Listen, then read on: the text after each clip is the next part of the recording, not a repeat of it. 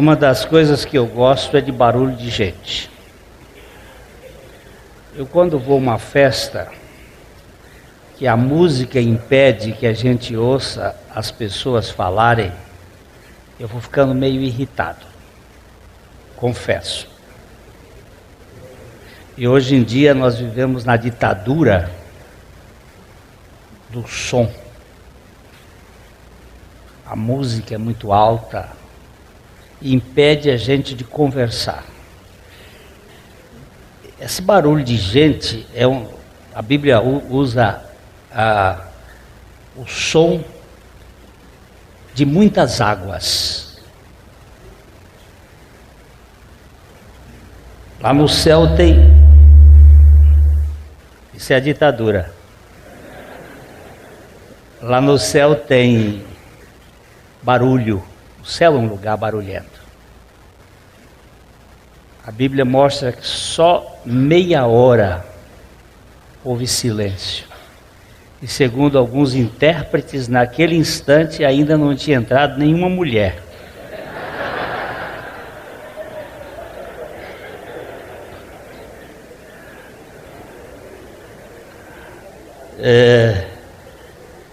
Mas o barulho de gente, ele é precioso. Eu gosto de ver gente.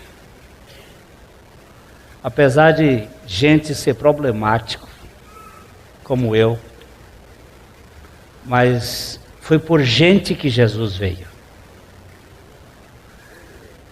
Isso me encanta. Ele não veio por causa de cachorro e gato.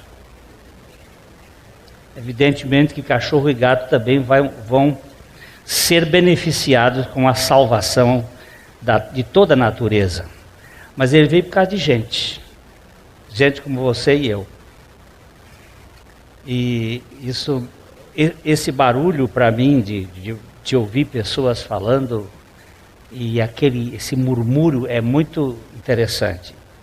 Tem uma turma que não gosta de barulho na igreja, sim, de conversa. Prefere que todo mundo entre como se estivesse num velório. Eu prefiro que você entre exultante de alegria porque Jesus Cristo ressuscitou. E faz toda a diferença. Nós estamos caminhando pela graça de Deus num dos salmos mais cheios de pepitas e de riqueza da Bíblia. Todos eles são. Mas há salmos que têm muita riqueza. E eu fui despertado pelo Salmo 91 por causa dele servir-se de amuleto para muitas pessoas. É muito comum você encontrar Bíblias abertas no Salmo 91 nas casas. Aquilo fica até amarelo. É uma forma de exorcismo silencioso. É como se os demônios chegassem ali e lessem o salmo e saíssem fugindo. Mas só se esquece que aquele salmo foi usado pelo demônio, por Satanás, para Jesus. Foi esse salmo. E nós precisamos que o Espírito Santo nos dê a visão do que ele contém na sua riqueza. Nós estamos presos aqui no laço do passarinheiro, sem poder andar muito, e vamos continuar aqui ainda olhando o laço do passarinheiro. Vamos ler os 3 primeiros versículos do Salmo 91. É bom também cada um ter sua Bíblia, seus iPads, iPhones, telefones celulares de vários tipos. Este recurso hoje é válido, é bom. Eu sei que algumas pessoas durante a reunião costumam também mandar mensagens para outras pessoas, não propriamente mensagens para o Evangelho, mas para outros. Bem, nós não vamos criar regras. A única coisa que a gente pede é que o telefone fique desligado do som para não impedir o outro. Se você quiser usar o seu tempo da maneira que você quiser usar, Aqui nós continuamos vivendo pela graça de Deus sem regra, mas cada um faz da sua vida o que acha. É muito rico este material que a gente tem de internet hoje, de poder seguir textos bíblicos e ver material. Eu acho de uma preciosidade, mas vai ficar um dia que isso não vai existir. Eles vão cortar o sistema de comunicação da Bíblia e vão voltar para a Bíblia do papel. E vai chegar um tempo que nem a Bíblia de papel, você vai ter que ter a Bíblia incorporada. Por isso, um dos bons exercícios é nós memorizarmos a palavra de Deus, esconder no coração. A doutora Edmeia Thompson, ela era casada com um engenheiro que odiava a Bíblia. E para ela poder ler a Bíblia, ela tinha que colocar a palavra de Deus dentro de uma caixa de isopor no congelador. Ela ainda não era nascida de novo, ela era apenas uma religiosa. Mas ela tinha sido atingida pela palavra. E ela, para guardar a palavra, ela teve que aprender a decorar. Quando eu fiz um curso com ela, ela sabia 27 livros da Bíblia de cor. Alguns anos atrás eu soube que haviam 3 pessoas, inclusive uma mulher, que sabia toda a Bíblia de cor. Inclusive as genealogias. São mentes privilegiadas que exercitam. E se um camarada chegou a aprender todos os telefones do Rio de Janeiro, por que a gente não aprende coisa mais significativa do que a palavra de Deus? Então vamos lá. O que habita no esconderijo do Altíssimo e descansa à sombra do Onipotente, diz ao Senhor: meu refúgio e meu baluarte, Deus meu em quem confio, pois ele te livrará do laço do passarinheiro e da peste perniciosa. Pai, nós precisamos da tua revelação. Abre os nossos olhos pelo teu Espírito para vermos a pessoa do teu Filho Jesus. No nome dele. Amém. Ele te livrará do laço do passarinheiro e da peste perniciosa. São 2 coisas. O laço do passarinheiro surgiu em Gênesis 10:10. Gênesis 10:10 é o surgimento de um poder que tem como finalidade o aprisionamento da humanidade na casa de Anu. Gênesis 10:10, por favor. Gênesis 10:10. O princípio do seu reino foi Babel.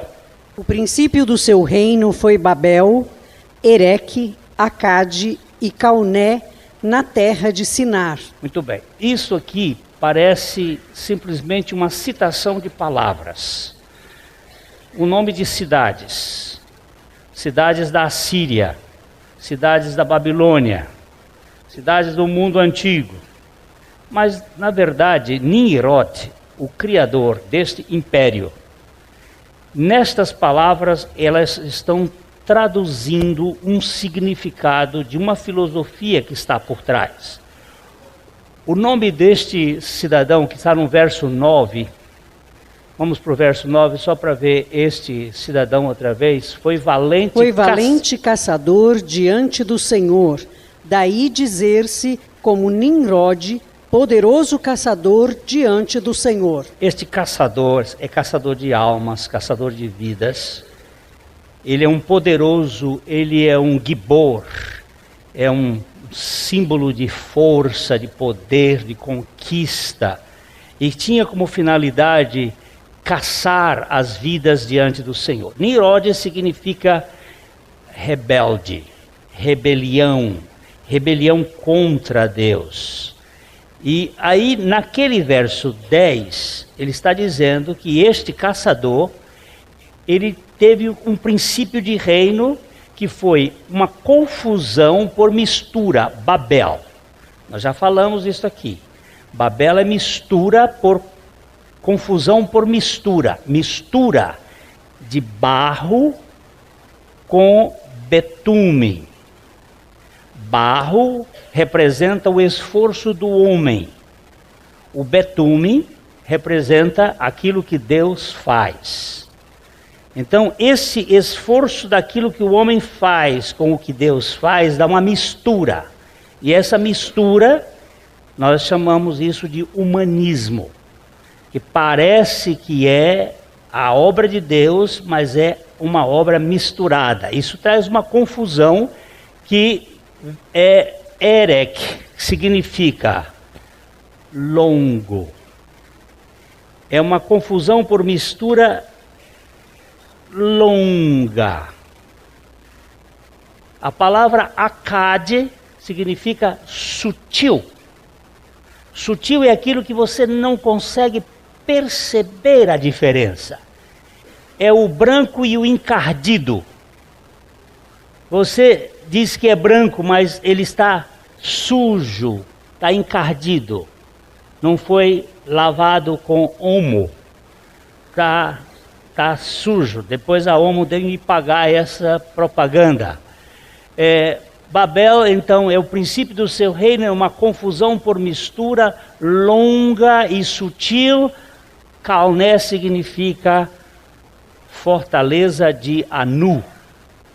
Anu é o deus das trevas, até o aprisionamento na fortaleza das trevas. Na terra de Siná, ou seja, entre rios, na Babilônia, que é o sistema que a Bíblia vai condenar, dizendo: sai dela, povo meu. Que é um sistema humanista que faz do homem parecer ser Deus. Ou seja, o veneno da serpente. Como Deus, sereis. Vocês podem ser o seu próprio Deus. Nós temos procurado trazer um pouco de luz para este assunto, que é o assunto da teosofia. A teosofia é um princípio do gnosticismo, que tenta colocar o homem tendo o seu próprio Deus. Eu sou o meu Deus. Eu não preciso de um Deus transcendente. Eu me basto. Eu sou suficiente. E isto vai entrando em formas diferentes através desse sistema na vida da igreja. As nossas igrejas cristãs, todas elas, nós estamos estudando um pouquinho sobre as várias fases históricas, desde Éfeso até Laodiceia, no livro de Apocalipse, no domingo pela manhã, vendo como isto foi entrando e sendo uma espécie de veneno sutil que vai nos tirando da suficiência de Cristo. Nós tentamos verificar o laço dos casamentos mistos em Israel, que foi o casamento dos moabitas com o povo de Israel. O que deu isto? Essa confusão que gerou, a borra que ficou lá dentro na história do povo, uma mistura de povos, daqueles povos idólatras.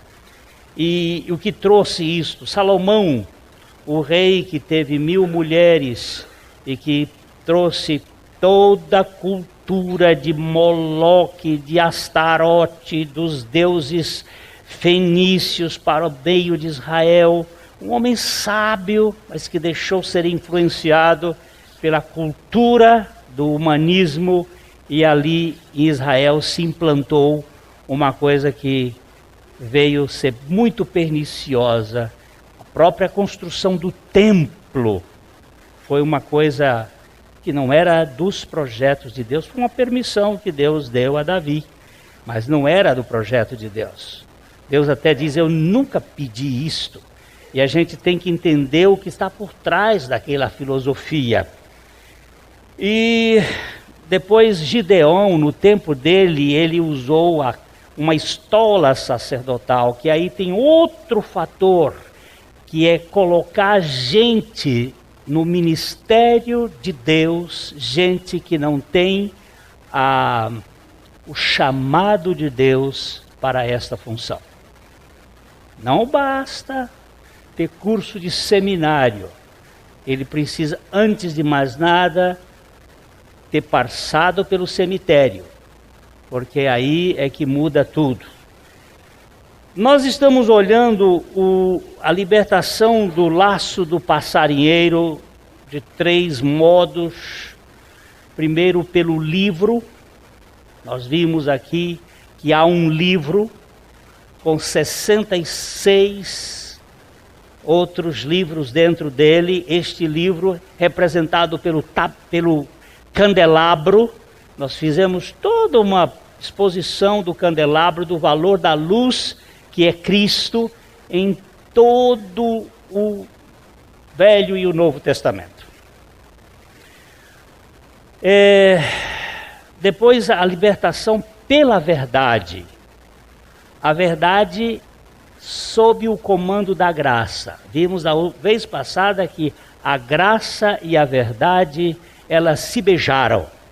E elas trouxeram revelação da encarnação do Deus que se importa.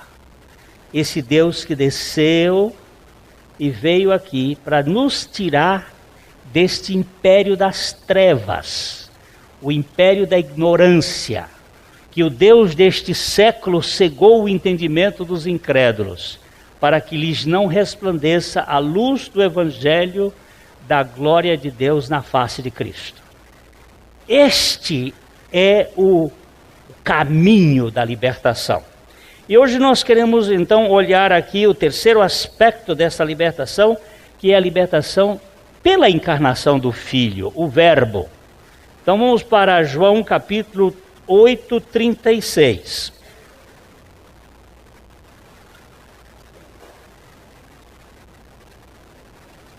Todo este material aqui, nós estamos sintetizando aquilo que já dissemos em outras mensagens sobre esse sistema que aprisiona as pessoas na casa, no caminho das trevas, na fortaleza de Anu, no caminho deste falta de liberdade, onde você não é liberto de verdade. Então nós temos João 8:36, Jesus disse para os judeus que haviam crido nele, e conhecereis a verdade, e a verdade vos libertará. E eles disseram, nós nunca fomos escravos de ninguém. Como é que o senhor está dizendo que nós seremos livres? Isso não era verdade? Do ponto de vista histórico não era verdade. Por quê? Porque Israel tinha sido escravo do Egito. Israel tinha sido escravo dos assírios, dos babilônios, dos gregos, e agora é um escravo dos romanos. E eles dizem, nós nunca fomos escravos de ninguém. Como é que tu dizes, sereis livres? Então Jesus vai tocar no ponto da libertação e ele diz, se, pois, o Filho vos libertar, verdadeiramente sereis livres. Ele falou aqui de uma libertação verdadeira. Porque tem libertação que não é totalmente, porque se ele diz assim, se o Filho vos libertar, verdadeiramente sereis livres. Significa que pode você ter uma liberdade condicional. Uma liberdade em que você, como é que se chama isso, doutor Mário Rocha? Você tem que voltar à cadeia de novo para... Você não é especialista nessa área, mas o sujeito, ele recebe uma libertação, é condicional mesmo? E de noite, até agora o jornalista que matou aquela moça lá, Parece que ele vai ter essa soltura para poder se apresentar de noite. Um fala sozinho porque eu sou surdo, semi-aberto. Liberdade. Não é uma liberdade plena. É uma liberdade semi-aberta, condicional. Agora Jesus está falando aqui, olha.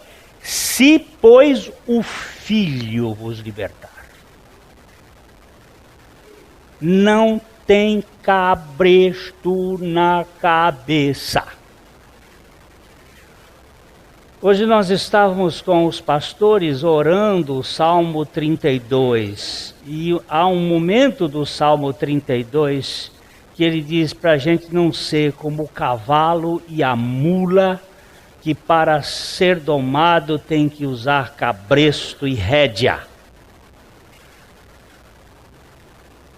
E nós precisamos daquele que tira o jugo de sobre a nossa queixada. Oséias capítulo 11, versículo 4.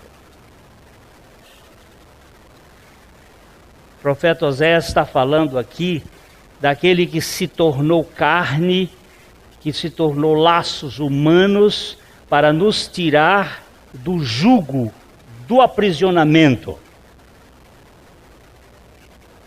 Atraí-os com cordas humanas, com laços de amor.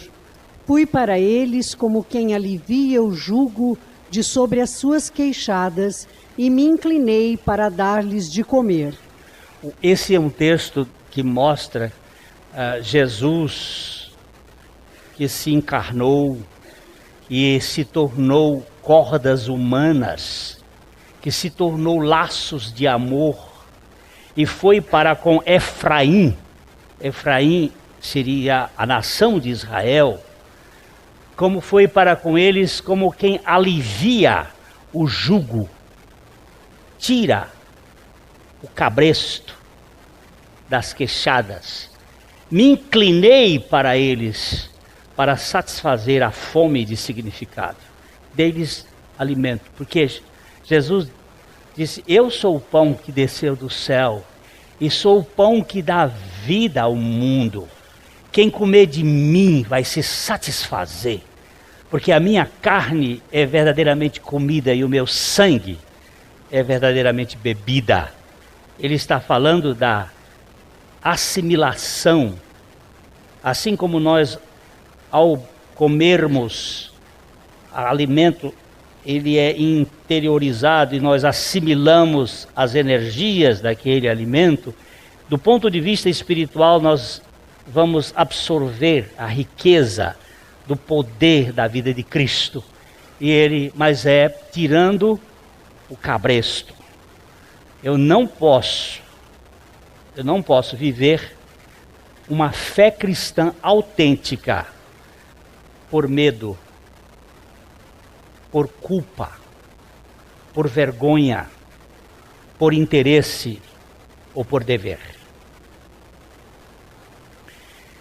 Um parênteses, uma pessoa que foi criada num regime familiar austero, muitas vezes não se sente à vontade numa igreja onde se tem a liberdade de Cristo. Ela prefere um sistema de cobrança, de controle. Por que isto? Porque é o lugar mais seguro para ele. Quer que pessoas digam para ele o que ele deve fazer. Deixa eu colocar dentro desse parênteses uma pequena história.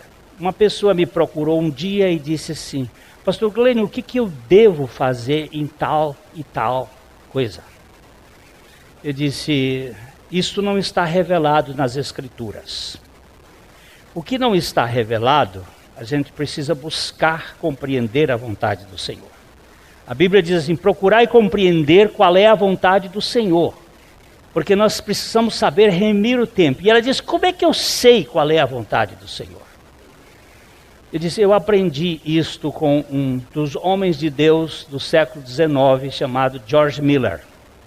Ele me ensinou da seguinte maneira.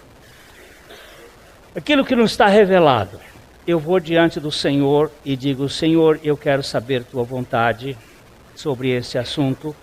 e eu não tenho capacidade de entender, porque isso não está escrito na tua palavra, e eu queria ter a orientação do Senhor. Se eu fizer por conta própria, eu posso meter os pés pelas mãos e trazer grande prejuízo. O Senhor é o único que pode me orientar. Como é que eu posso saber que esta é a tua vontade? Então, eu vou orar 3 vezes. Por que 3 vezes? A Bíblia sempre falou dessa oração tríplice. Por exemplo, Daniel orava 3 vezes. Jesus, quando foi para a oração do Getsemane, que Getsemane significa prensa de espremer azeite, que dá 3 prensadas para tirar todo o azeite e sobrar nada, só o bagaço. Ele orou 3 vezes. Por que ele não orou uma só vez? Por que ele não orou 2 vezes? Por que ele não orou 4 vezes? Ele orou 3 vezes. Paulo disse que ele foi até o 3º céu e ouviu coisas inefáveis que ele não podia nem comunicar às pessoas, mas ao mesmo tempo que ele foi ao 3º céu, foi-lhe posto um espinho na carne, um mensageiro de Satanás que veio com a finalidade de esbofeteá-lo para que ele não se exaltasse, e diante daquela crise ele orou 3 vezes, pedindo a Deus que afastasse aquele espinho na carne. E a resposta do Senhor foi: olha, a minha graça é bastante para você, e o meu poder se aperfeiçoa na sua fraqueza. Por que ele não orou mais outras vezes, nem... Então, alguns que pesquisam a Bíblia, e eu fui cooptado por esses que pesquisam a Bíblia, nós somos como a Trindade, nós também temos uma tripartite experiência na nossa composição: corpo, alma e espírito. A Trindade, o Pai, o Filho e o Espírito Santo. Então, quando nós oramos 3 vezes, significa uma oração que envolve todo o nosso ser, físico, psíquico e espiritual. Nós estamos ali inteiramente naquela dependência, buscando saber a vontade da Trindade para a vontade do homem, para a minha vida. E eu vou me curvar diante do Senhor e saber o que o Senhor tem. E orar 3 vezes por qualquer coisa que eu não tenho escrito na Bíblia tem sido, para mim, luz para eu tomar a decisão. Como assim? Eu ponho A e B. Por exemplo, vou dar um exemplo que aconteceu comigo aqui. Eu estava enfrentando uma crise em Londrina, na igreja, e recebi uma proposta para ser pastor de uma igreja no estado de São Paulo. Uma proposta muito tentadora do ponto de vista humano. E eu não sabia qual era a vontade de Deus. E coloquei o assunto diante do Senhor. A e B. A, ir para São Bernardo. B, ficar em Londrina. Primeira vez que eu orei sobre esse assunto, fiquei um tempo diante do Senhor até que a paz veio e pousou na proposição B, ficar em Londrina. A situação era crítica, era difícil. B, a pomba desceu e pousou sobre a figueira. Sobre a oliveira. Aí eu tornei outro dia a orar. Senhor, eu não sei qual é a tua vontade, eu não sei o que o Senhor quer para a minha vida. É para ir para lá ou é para ficar aqui? Tornei a orar, a pomba da paz veio e desceu sobre o coração. A paz de Cristo, que excede todo entendimento, guardará vossa mente e o vosso coração. Pousou de novo, ficar em Londrina. Terceira vez, voltei diante do Senhor com a mesma oração, com o mesmo pedido, orei ao Senhor, a paz de Cristo ficar em Londrina. A minha máquina Olivetti, imagina quando foi isto. Agradeci o convite muito honrosamente, pus no endereço, mandei para... Fui ao correio naquele tempo, tinha que ir lá, eu mesmo fui, depositei a carta, voltei, irmão George Crane Smith, era secretário da igreja, virou para mim e disse: pastor, o negócio está pegando fogo. Eu quase voltei ao correio para dizer: me dá a carta de volta. Mas quando Deus diz uma coisa, você tem que ouvir a voz de Deus. Então aquela irmã, isso é o parêntese, aquela irmã virou para mim e disse: pastor, e como é que eu sei? Eu disse: vai buscar em Deus, Deus vai te dizer. Mas o senhor não pode me dizer? Eu digo: eu não tenho essa procuração dele. Ele não quer trabalhar com pessoas que dizem orientação de trânsito por guardas. Ele diz que ele é o guarda de Israel e ele quer cuidar de cada um individualmente. Isso tira essa ideia de sumo sacerdote, de consultas pessoais. Então eu posso até ir com você junto, mas o Senhor é que tem que falar ao seu coração. Você está entendendo o que eu quero dizer com isso? Procurar saber a vontade do Senhor, para nós vivermos em liberdade e não vivermos oprimidos. Se o Filho vos libertar, verdadeiramente sereis livres. Livre de quê?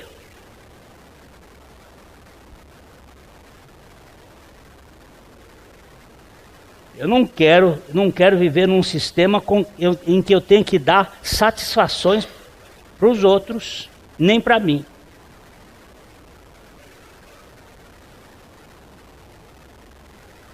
Eu não pergunto à minha esposa para onde ela vai. E não pergunto para ela por que ela demorou. Ela tem que ter liberdade. E, por favor, não me pergunte. E dentro de uma igreja onde as pessoas são vigiadas, elas não têm liberdade. Você é livre para fazer o que você quiser, que você está na presença de Deus. E é na presença de Deus que nós temos que andar. O Senhor conhece meu coração. E eu tenho que me apresentar diante dele.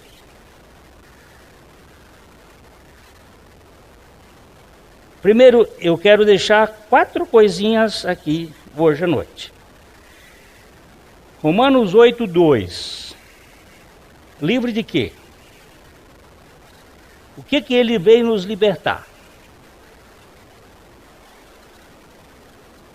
Se pois o Filho vos libertar do laço do passarinheiro. Não vou entrar na peste perniciosa ainda. De que ele veio nos libertar? Porque a lei do Espírito da vida em Cristo Jesus te livrou da lei do pecado e da morte. Prestou atenção? De que foi? Da lei, do pecado e da morte.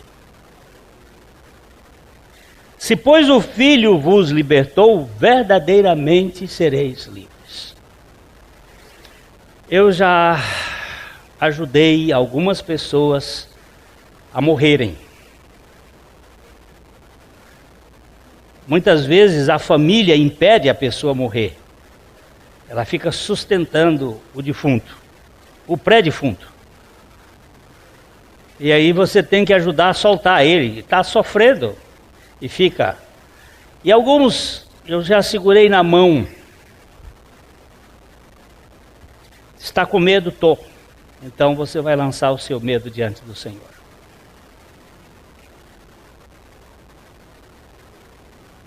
Que Ele te livra da lei do pecado e da morte. Se você me perguntar assim, você quer morrer? Agora não. Você tem medo da morte? Não. Eu ainda quero viver um pouco. Ainda quero ver meus netos. Ela quer tocar para frente mais alguma coisa. Tem medo da morte? Não, porque ela perdeu os dentes. Ela hoje não tem mais, não morde mais. Paulo disse assim: ô morte, o que é que você faz? Onde está, ó morte, a tua vitória, o teu aguilhão? Cadê? Então ele, porque a lei do Espírito da vida em Cristo Jesus te livrou da lei do pecado e da morte. Esse é o primeiro ponto. Segundo ponto, Hebreus capítulo 2, versículo 14 e 15. Eu sei que tem muita gente que tem medo desse cara. E ele também, apesar de não ter sido destruído, ele já foi derrotado. Hebreus capítulo 2, 14 e 15.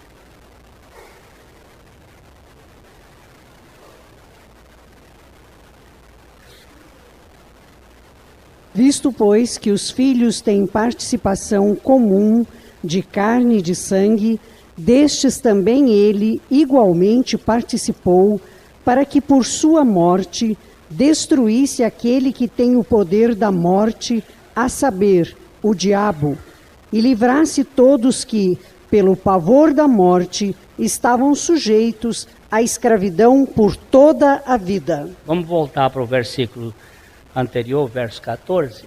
Visto que os filhos, as pessoas, os homens, as criaturas humanas têm participação comum de carne e sangue, destes também igualmente participou é Cristo. Ele participou para que por sua morte, a morte de Jesus Cristo, destruísse aquele que tem o poder da morte, a saber, o diabo. Sei que tem muita gente que tem medo do diabo. Eu me recordo de um rapaz que estava tendo alucinações ou ataques malignos. E ele chegou para o pastor Abuchainha, aqui nesse corredor. E ele chegou e disse: pastor, o diabo está me atacando. Ele disse: quem mora em você, meu filho? Ele disse: quem mora em mim é Jesus. Então, ao invés de você querer se defender, diga para ele, para o diabo assim: pode vir que Jesus está aqui.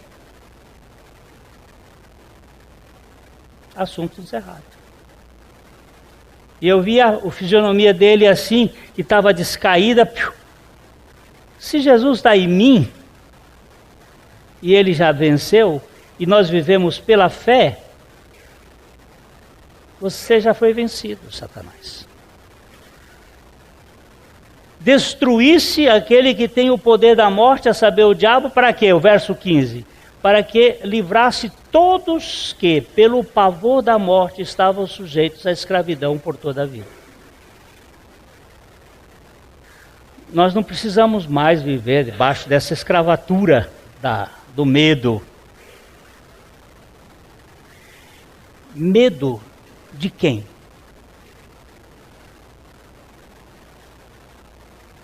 Medo do outro? Você vai destruir o quê? Vamos lembrar da história do senador romano, que o imperador disse para ele: eu posso tirar tudo que é seu. Ele disse: o que você pode tirar? Eu não tenho nada, eu sou apenas um mordomo.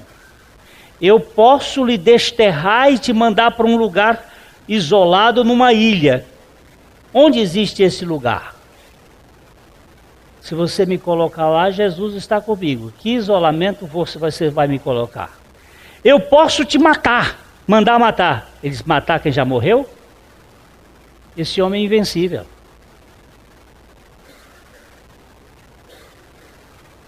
Ele não tem nada. Não tem medo da solidão. E não tem medo da morte, porque Cristo é tudo nele. Que homem é este? É uma pessoa que foi liberta totalmente de todo o sistema e agora está na base da dependência do Senhor. Não tem medo da escravidão. Vamos ler agora o Salmo 19, 13. Aqui tem uma coisa que é muito importante para que nós entendamos. Eu já fui livre do pecado na morte de Cristo. Ele carregou sobre si os meus pecados. Verdadeiramente ele tomou sobre si a minha iniquidade. Isso diz as Escrituras. Eu creio nas Escrituras. Ele já me livrou do pavor da morte. Já venceu a Satanás. Mas agora tem uma coisa tremenda aqui na vida dos que estão peregrinando, na vida dos crentes.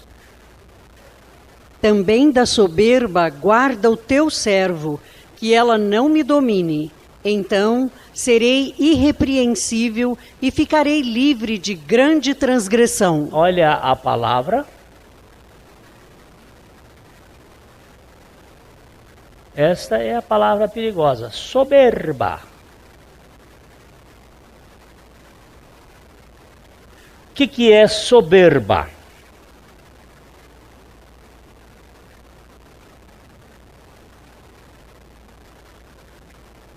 Orgulho é aquele que acha que pode fazer por si próprio, que não precisa de Deus, ele se basta, ele é dono, ele faz. A soberba é aquela atitude que está no meu coração, que acha que eu posso fazer as coisas, que eu não tenho que dar satisfações a ninguém, muito menos a Deus, pode deixar que eu faça. Soberba. Davi está orando e dizendo, também da soberba guarda o teu servo. Ele disse assim, olha, Senhor, expurga-me dos meus pecados ocultos. Eu tenho alguns pecados ocultos que eu não consigo vê-los. Eles estão além da minha consciência. São coisas que eu nem sei como é que elas estão, mas elas estão lá. Expurga-me todos que me são ocultos. E aí diz assim, e da soberba guarda o teu servo, para que ela não seja a minha senhora, para que ela não me domine, não assenhoreie de mim, diz uma outra versão. Então serei irrepreensível e ficarei livre de grandes transgressões. De onde vem os grandes erros? Jesus diz que errais não conhecendo as Escrituras, nem o poder de Deus. De onde vêm as nossas quedas? Da soberba. Da soberba. Aqui eu tenho escorregado muitas vezes na minha soberba. E Deus não me abandona. Deus não me deixa por causa da minha soberba. Ele vai me convencer e me quebrantar graciosamente. Por sua bondade, Ele vai me levar a um nível de dependência da suficiência da graça dele. Eu não sei o nível de soberba que você tem, mas o meu anda aí por base de 10. De 1 a 10 está por aí. Você está dizendo isso? Não, eu falo isso diante do Senhor. Senhor, o Senhor conhece a soberba do meu coração. Eu finjo, muitas vezes, não ser aquela pessoa tão soberba assim. Mas até a minha humildade pode ser uma forma de soberba. Quando eu quero dar relatórios, ou fazer alguma coisa, ou mostrar que eu fiz, isso é soberba. E esta é uma cadeia terrível.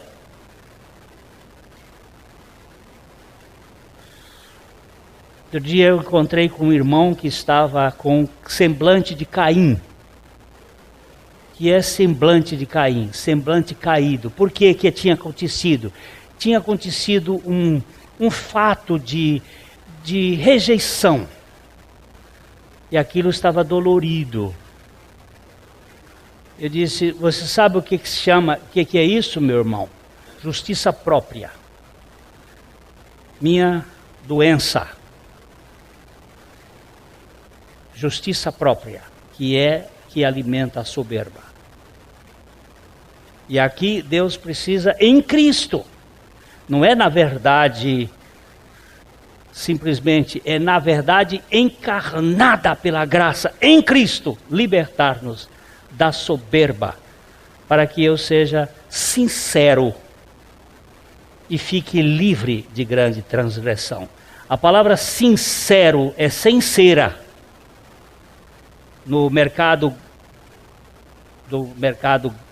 romano, muitas vezes eles vendiam aqueles potes de cerâmica e colocavam cera nos buracos e pintavam.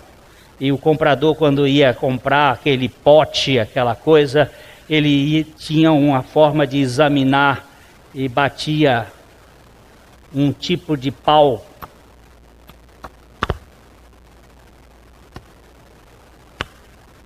Mas esse aqui tem cera. Aí o outro, não, esse é sem cera.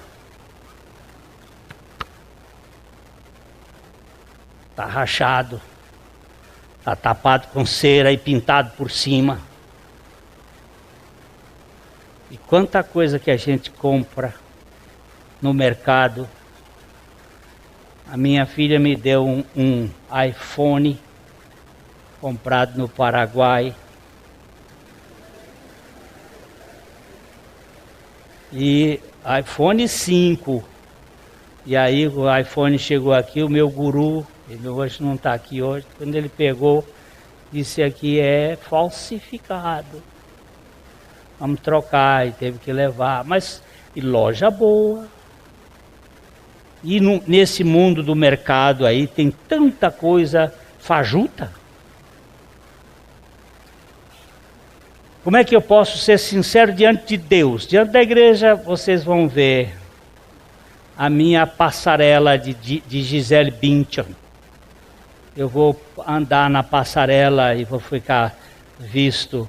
Agora Deus não olha a passarela, Ele olha o coração.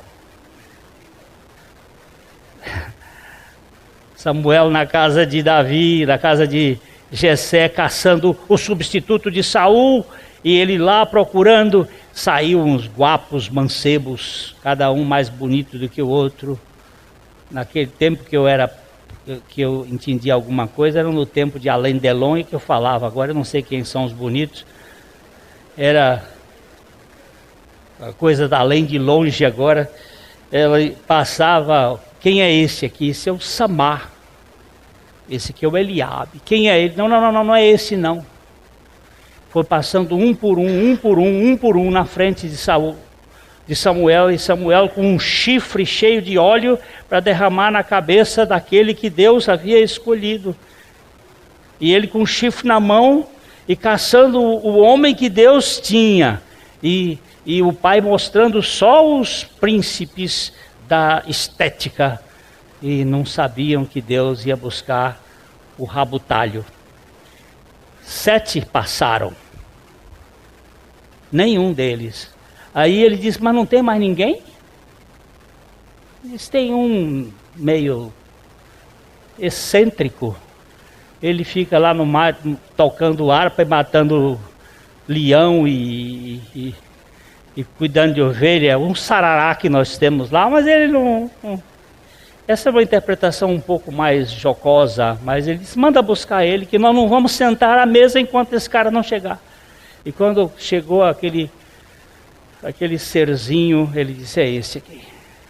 Porque Deus sempre escolhe as coisas loucas do mundo, as coisas que não são, as coisas mais esquisitas, para confundir as que são. E aí vem Davi como a expressão da graça de Deus. Por favor, meu irmão, entenda. Deus não desiste do cara. Davi foi um cara problematicíssimo. Pisou na bola um bocado de vez. Mas uma coisa ele tinha: transparência de coração. Porque ele disse, da soberba guarda o teu servo, para que ela não se assenhoreie de mim. Então eu serei sincero e ficarei limpo de grandes transgressões. Oh, Davi. Eu gosto desse cara.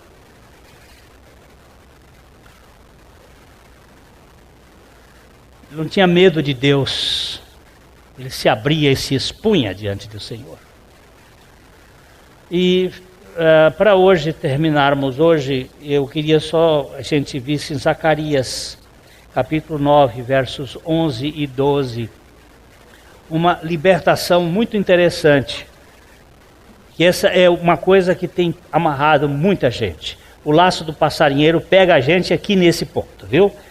Além da soberba, esse outro ponto que a gente vai rapidinho terminar.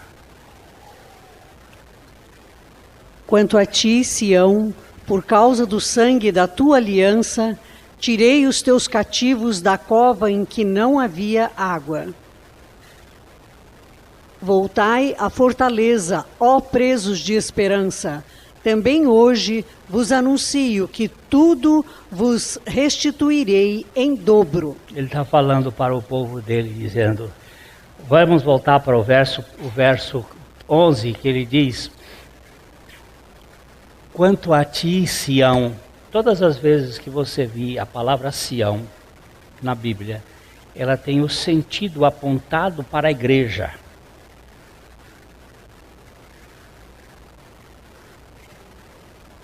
Aquela que vem sobre o monte Sião para se estabelecer a nova Jerusalém. Quanto a ti, Sião, por causa do sangue da tua aliança, tirei os teus cativos da cova, em que não havia água. A palavra aqui é ansiedade. O que mata grande parte do povo na caminhada é a ansiedade, a falta de esperança, a preocupação, o anseio.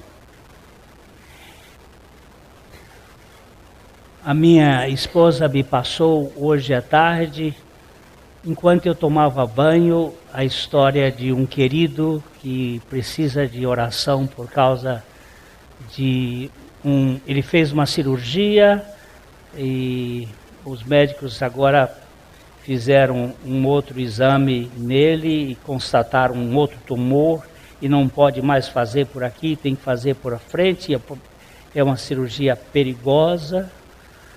E o meu espírito tomou-se de ansiedade. E naquele momento que ele foi apanhado pela ansiedade de querer resolver o problema, o Senhor disse, estás tomando o meu lugar, filho?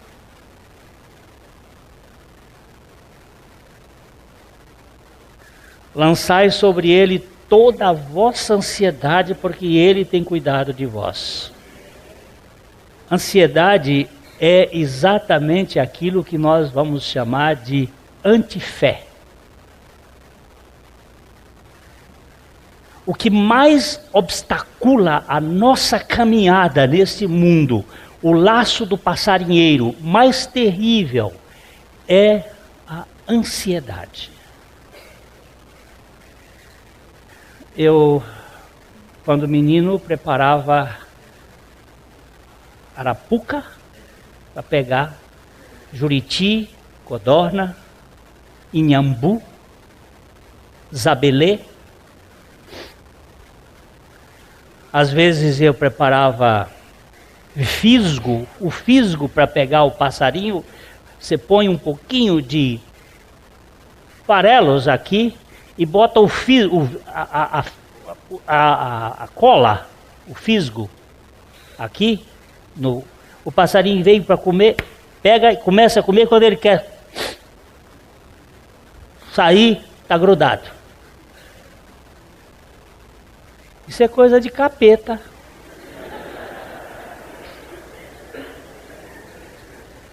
Eu tenho um irmão, o meu irmão que tem 83 anos, ele diz assim, criança pode ser criatura divina, mas quem administra é o capeta.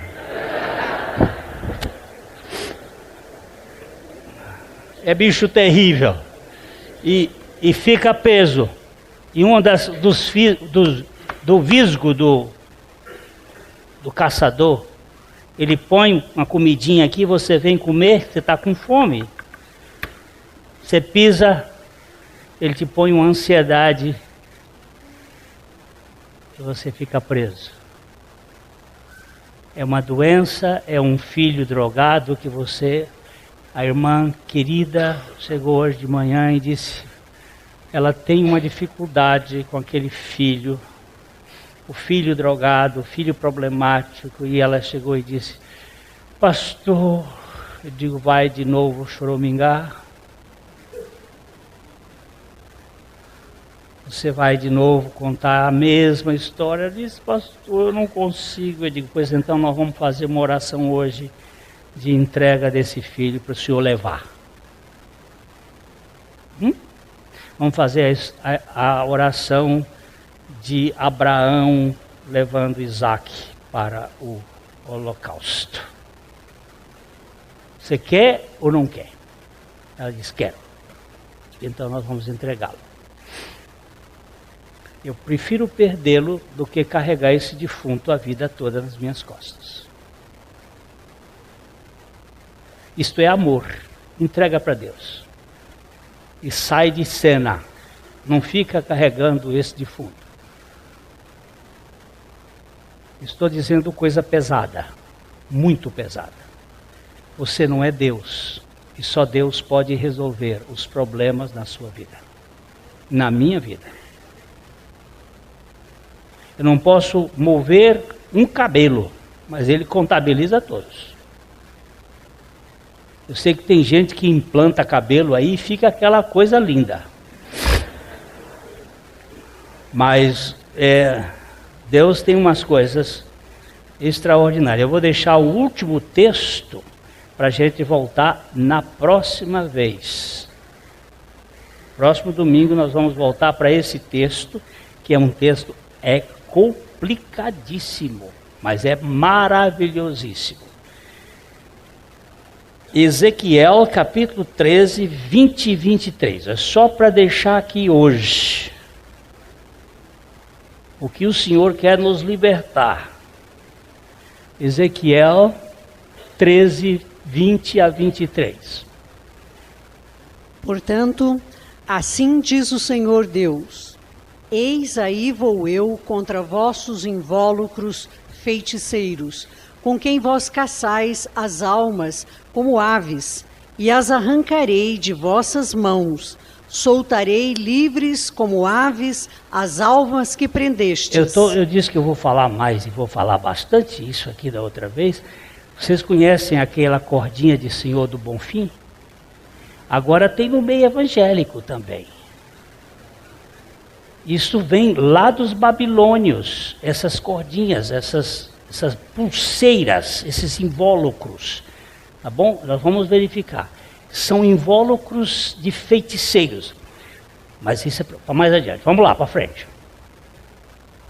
Também rasgarei os vossos véus e livrarei o meu povo das vossas mãos, e nunca mais estará ao vosso alcance para ser caçado, e sabereis que eu sou o Senhor. Vocês já ouviram alguém de quipá? Nenhum judeu usava quipá antes desse tempo. E não usava véu. E Deus diz, eu vou tirar o véu e o chapéuzinho. Tem uns que tem um chapelão. Ele disse, mas eu vou tirar tudo. Tá bom? Verso 22. Visto que com falsidade entristecestes o coração do justo, não o havendo eu entristecido, e fortalecestes as mãos do perverso, para que não se desviasse do seu mau caminho, e vivesse, por isso já não tereis visões falsas, nem jamais fareis adivinhações. Livrarei o meu povo das vossas mãos, e sabereis que eu sou o Senhor. E nós vamos pegar Isaías 8 e vamos verificar onde foi que a igreja se perdeu. por favor, vocês estudem esses textos, porque nós estamos hoje caminhando por um caminho de regras, de mandamentos, de controles e não sei mais o que, e o Senhor disse, eu libertei vocês para a liberdade, e eu tirei o laço do passarinheiro, e vocês não é para viver debaixo de nenhum cabresto, vocês têm que viver comigo na intimidade de um amor furioso que não controla, mas que corrige por amor e graça. Senhor, Tu nos dá graça para andarmos contigo e não andarmos debaixo de nada que nos cause vergonha, culpa, medo, dever ou interesse, mas vivamos por Teu amor. Amor lindo, amor maravilhoso. Que o Senhor dê. Zé Fini? Não. Então vamos fazer o seguinte.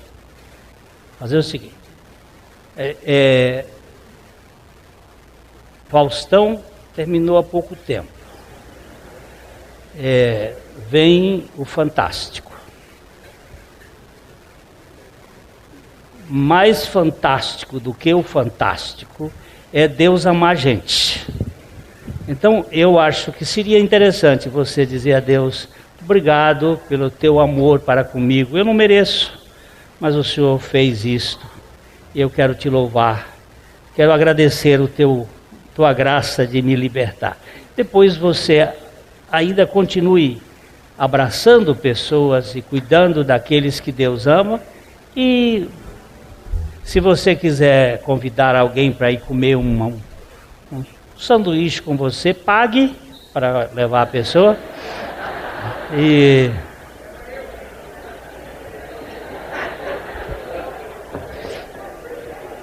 sinta-se privilegiado.